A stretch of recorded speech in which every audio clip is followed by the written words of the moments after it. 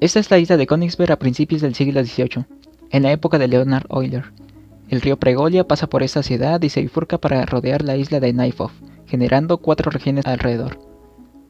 Estas 4 regiones estaban unidas por 7 puentes, como se muestra en la imagen. Un problema popular de la época preguntaba si era posible un recorrido por las 4 regiones que cruzara todos los puentes exactamente una vez. Por mucho tiempo se había especulado que dicha ruta era imposible, pero no fue hasta agosto de 1735 que Euler presentó ante la Academia de Petersburgo la primera prueba matemática que confirmaba esto. A cada región le podemos asignar un punto distinto, o vértice en teoría de grafos, y podemos representar a cada puente como una arista cuyos extremos son las regiones que une. Ahora la pregunta ¿es posible encontrar un paseo, o sea un camino que no repita aristas, que contenga todas las aristas de nuestra gráfica? Euler no solo respondió a esta pregunta, sino que generalizó el problema y su solución, y aunque no lo hizo utilizando estos términos, su demostración dio lugar a lo que hoy conocemos como teoría de grafos.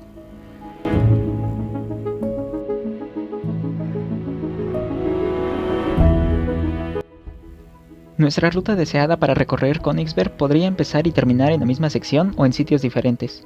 Dentro de una gráfica no trivial, o sea una que contiene más de un vértice, un paseo que contiene todas las aristas de la gráfica es conocido como paseo de Euler, y si el paseo es cerrado se le llama circuito de Euler. Cuando la gráfica contiene un circuito de Euler, decimos que es una gráfica de Euler. Si deseáramos saber si una gráfica como la de Königsberg es de Euler o no, tendríamos que fijarnos en el grado de sus vértices. Supongamos que nuestra gráfica es de Euler y por lo tanto contiene un circuito de Euler. Centrémonos en cualquier vértice que no sea el principio y el final. Con cada ocurrencia en el circuito significa que hemos entrado y salido una vez del vértice. Así que cada ocurrencia suma 2 al grado de entonces debe tener grado par. Si por otra parte tomamos al vértice inicial, que también es el final, vemos que tanto su primera como su última ocurrencia suman 1 a su grado, o sea 2 en total. Luego no importa si pasamos por este vértice otra vez, su grado seguirá siendo par. Todos los vértices deben tener grado par. En efecto, ese es el primer resultado que nos sirve. Una gráfica conexa no trivial G es gráfica de Euler si y solo si todos los vértices de G contienen grado par. Con esto ya podemos descartar la posibilidad de que la gráfica de Königsberg sea una gráfica de Euler porque, por ejemplo, nuestro vértice 3 tiene grado 3. Finalmente, la gráfica de Königsberg tampoco tiene un paseo de Euler, ya que una gráfica conexa G contiene un paseo de Euler si y solo si exactamente 2 de los vértices de G tienen grado impar. Además, todo paseo de Euler G comienza en uno de estos vértices y termina en el otro. Es más fácil ver que esto es cierto una vez que ya conocemos el primer teorema. Digamos que nuestra gráfica G tiene 2 vértices impares. Podemos construir una nueva gráfica a partir de G añadiéndole un nuevo vértice y conectándolo a los impares. Ahora todos los vértices tienen grado par y sabemos que esto implica que la nueva gráfica contiene un circuito de Euler que tiene a las 2 nuevas aristas como aristas consecutivas. Así que al borrar el vértice extra tenemos un paseo de Euler que empieza y termina en los vértices impares. Y si por otra parte nuestra gráfica ya contiene un paseo de Euler, al añadir un vértice extra y conectarlo a los 2 extremos podemos formar un circuito de Euler, pero esto implica que todos los vértices son pares. Así que en nuestra gráfica sin el vértice extra, los extremos del paseo tenían grado impar. Los teoremas anteriores se sostienen también para multigrafos, aquellos en los que está permitido conectar un vértice a sí mismo, o incluir más de una arista entre 2 vértices, como en los puentes de Königsberg. Ahora ya podemos determinar si un paseo de Euler existe para cualquier gráfica que nos den, pero aún no sabemos cómo construirlo.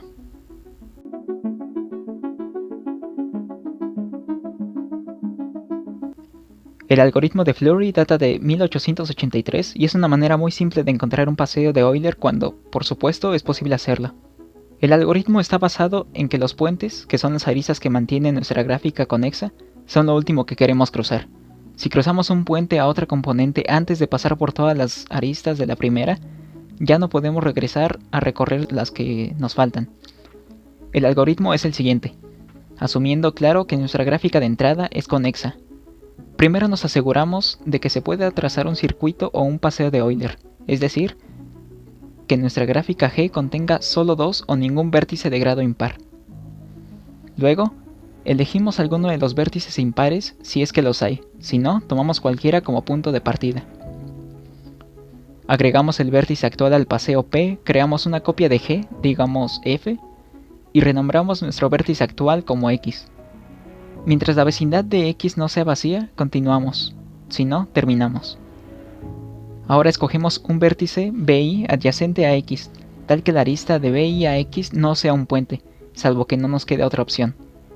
Agregamos BI a nuestro paseo P y hacemos que X sea ahora BI, y eliminamos la arista de X a BI que acabamos de recorrer. Y por último regresamos al punto 4. Ilustremos el algoritmo con un ejemplo. Un cartero chino de un pequeño pueblo tiene el trabajo de entregar la correspondencia a todas las casas de la zona y luego regresar a su origen. Para ello debe pasar por todas las calles al menos una vez y desea tomar la ruta más corta posible. Quiere minimizar la cantidad de veces que vuelve a pasar por una calle. El mapa de la zona, representado con una gráfica, es el siguiente, donde cada arista es una calle y los vértices son las intersecciones entre ellas. El cartero debe partir del vértice 7, que es donde se encuentra la oficina postal. Claramente lo más deseable es que el cartero pase por cada calle una sola vez, de ser posible. Luego, si existe un circuito de Euler, esta sería la mejor solución posible. Podemos implementar el algoritmo de Fleury primero para verificar que un circuito de Euler es posible y luego para encontrar una ruta para el cartero. Nos aseguramos de que todos los vértices sean pares, y en efecto lo son. Así que podemos proceder. Podríamos escoger cualquier vértice porque no hay impares, pero en nuestro caso debemos empezar por el 7. Añadimos este vértice a nuestro circuito y trabajaremos sobre la copia de G. Veamos que la vecindad de X no está vacía. Ahora tenemos que todas las aristas incidentes a nuestro vértice forman parte de un ciclo. Eso quiere decir que ninguna es puente y podemos elegir cualquier vértice adyacente. Elegimos el 8. Lo agregamos al circuito, nos movemos a él y borramos la arista por la que pasamos. Seguimos teniendo vecinos.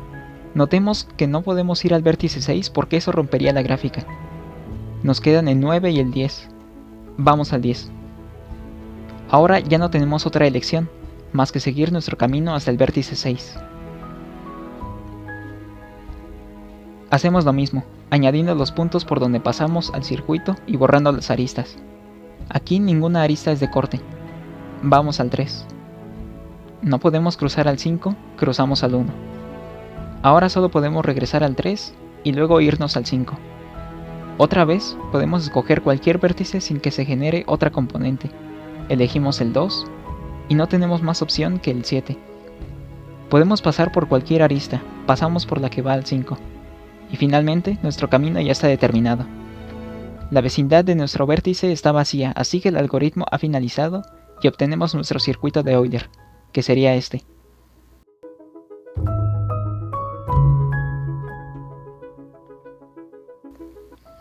El problema que acabamos de resolver se conoce como el problema del cartero chino, y se trata de encontrar la ruta más corta para recorrer un grafo conexo no dirigido, volviendo al punto de partida. Es decir, un camino cerrado que pase por todas las aristas y que sea de longitud mínima. Como ya vimos, cuando la gráfica es euleriana, nuestra solución óptima es un circuito de Euler, ya que contiene cada arista una sola vez, y además podemos emplear el algoritmo de Fleury para encontrar alguno. No entraremos en detalles, pero cuando nuestra gráfica no es de Euler, el problema se resuelve duplicando la menor cantidad posible de aristas que conecten a los nodos impares, cambiando así su paridad y entonces ya podemos recorrer el grafo con un circuito euleriano. Pero esto no termina aquí, porque estos circuitos nos sirven incluso para resolver rompecabezas. Imagina que te molestas y rompes en millones de pedazos todas y cada una de las copias que tenías de tu libro favorito de cálculo. Si luego tienes que estudiar para tu examen, ¿cómo reconstruyes el texto a partir de lo que queda de tu libro? Cuando se trata de reconstruir el genoma, nos enfrentamos a un problema parecido. Tenemos un montón de lecturas de varias partes de una secuencia de ADN, y nuestro trabajo es encontrar la secuencia original. ¿Dónde entra Euler en todo esto? Simplifiquemos el escenario y digamos que nuestras lecturas de varios pedazos de la secuencia son estas. Nuestro trabajo es unirlas de manera que la secuencia tenga sentido y que cada pedazo tenga lugar en la secuencia. Lo primero que podemos hacer es fijarnos en aquellas que se superponen, aquellas cuyos bordes encajan, como en un rompecabezas. Nos referiremos al extremo inicial de una lectura como prefijo y al final como sufijo. Es probable que ya tengas en mente una manera de representar esto con grafos. Nuestras diferentes secuencias podrían ser nodos y dibujamos una arista entre ellos, solo que dirigida si y solo si el prefijo de uno es el sufijo del otro. Si lo hacemos de esta manera, nuestra tarea es encontrar un ciclo por nuestro grafo que toque cada vértice exactamente una vez. Este tipo de ciclos se conocen como ciclos hamiltonianos. Y el inconveniente es que para gráficas de mayor orden, como la que se podría generar con una secuencia de ADN real, este acercamiento al problema es totalmente inviable, ya que es bien sabido que no existe un algoritmo eficiente para encontrar ciclos hamiltonianos. En su lugar podríamos intentar una construcción diferente. Creamos un nodo por cada prefijo y sufijo distinto, y luego conectamos un vértice hacia otro si hay una lectura cuyo prefijo sea el primer vértice y cuyo sufijo sea el segundo, haciendo que nuestras lecturas sean ahora las aristas y no los vértices. Ya no tenemos que encontrar un ciclo que pase una vez por cada vértice, sino uno que pase por cada arista una sola vez. La única diferencia es que encontrar circuitos de Euler es mucho más fácil y eficiente además, y tenemos algoritmos muy sencillos para generarlos, como el de Fleury.